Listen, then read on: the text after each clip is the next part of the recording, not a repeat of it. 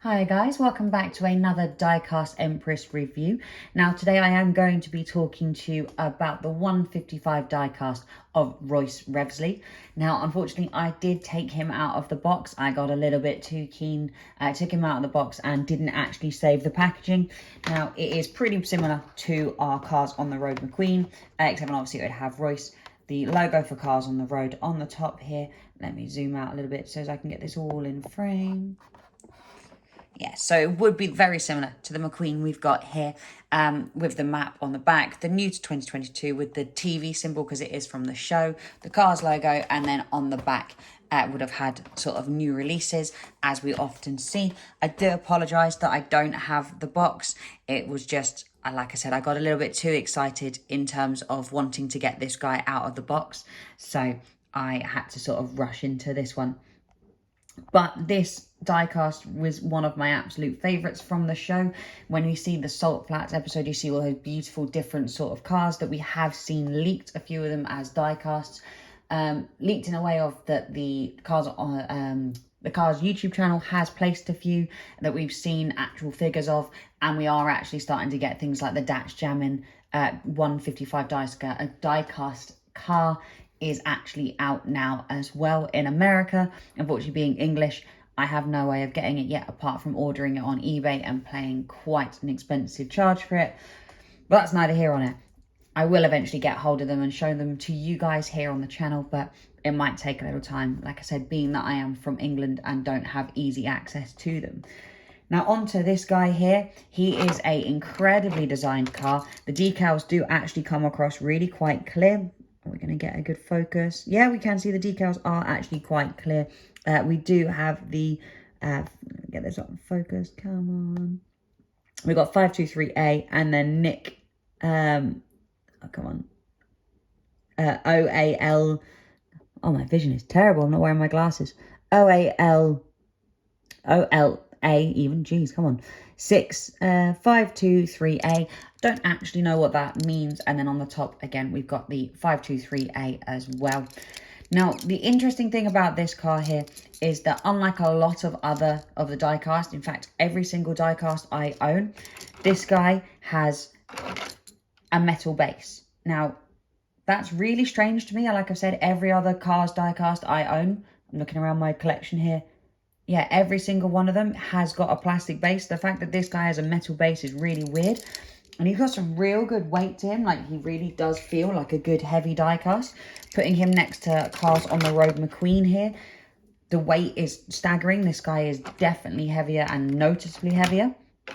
Now, colour-wise, he is very similar to a McQueen and could be, if you were to buy a second one, you could definitely paint this guy into a sort of McQueen fan or like alternative universe, kind of like the Marvel What If series, like sort of Cars What If series, if McQueen wasn't a piston cup racer, if McQueen was born as a Salt Flats racer. I think it'd be quite an interesting concept and something I might look into in the future, depending if we get this guy over in England anytime soon and he's a little bit cheaper. I might pick up another one, sort of drill out those rivets and give a go and make in a sort of Salt Flats McQueen, if you will. But hey, that's for another video. But in terms, this guy is great. I do wish we did get sort of more sort of stylized dirty wheels. I don't actually have any of the Fireball Beach racers, unfortunately, but I do have things like the XRS line McQueen, who you can see has got sort of the dirty wheels where you can still see the black underneath, because in the show, which I will be sticking some photos up for you guys, you can see that these cars do actually have sandy wheels, or salty sandy wheels, not just pure sort of white as we get here. And I really wish that we did get that a little bit more detail. I'm sure it is customizable and you could do that, but it's a shame that we didn't get it off the bat. Now, looking at this guy immediately, he is a VW Bug, or a Beetle, as they are often known. And we have seen some VW Beetles in the past here in the Cars line. So I thought I'd show you a few of those just to give you sort of a sense of scale, and also to show you what other cars we've had in the past. So we do have this one here. Oh, come on, stay still. Come on. We've also got the Easter Buggy, who is another form of a bug.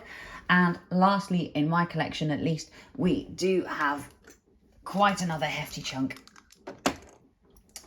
in the back. So we do have 3 different beetle forms of the beetle.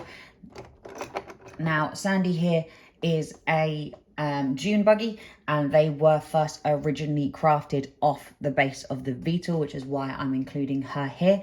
They are all sort of ranging in sizes, as you can see, with the 2 on the left as being the smallest, but we do get quite a different sort of sense of scale and size in these guys. Now, we do have other beetles in cars. There have been some other die casts of actual normal looking beetles, but I unfortunately don't have any of those in my collection, sort of able just to show off.